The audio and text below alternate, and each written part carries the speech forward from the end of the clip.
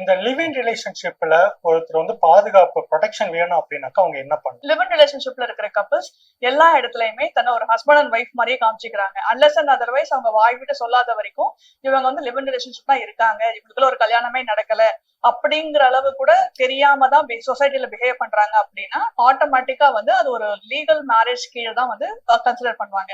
அப்படி இருக்க live in relationships ஒரு குறிப்பிட்ட பீரியடா, ஒரு ஷார்ட் டேர்ம் பீரியடா இருந்தா உங்களுக்கு வந்து ப்ரூவ் பண்றது கஷ்டம். அண்ட் உங்களுக்குள்ள இருக்க மியூச்சுவல் ரைட்ஸ் ப்ரூவ் பண்ணிக்கிறதும் கஷ்டம்.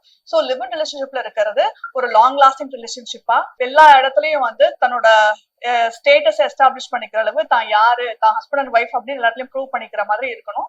அப்புறம் உங்களுக்குள்ள இருக்கிற ஒரு அந்யோன்யத்தை, ஃபார் எக்ஸாம்பிள் வெளியே போனா ஒன்னா இருக்கிறது, ஹஸ்பண்ட் அண்ட் ஒய்ஃப் மாதிரி ட்ரீட் பண்ணிக்கிறது, சொசைட்டில எல்லாருக்கும் நாங்க கப்பிள்ஸ்ங்கிற மாதிரி காமிச்சிக்கிறது, இது எல்லாமே வந்து உங்களுக்கு ப்ரொடெக்ஷனை கொடுக்கும். மியூச்சுவலா ரெண்டு பேரும் ஹஸ்பண்ட் அண்ட் ஒய்ஃப் ரிலேஷன்ஷிப்ல இருக்கீங்க அப்படிங்கறது வந்து சொசைட்டிக்கு தெரியணும்.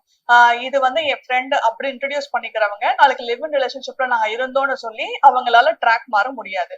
சோ ஹஸ்பண்ட் அண்ட் ஒய்ஃபா சொசைட்டில ஒரு கல்யாணம் பண்ணிக்காம கூட லிவ் இன் ரிலேஷன்ஷிப்ல இருக்கலாம்.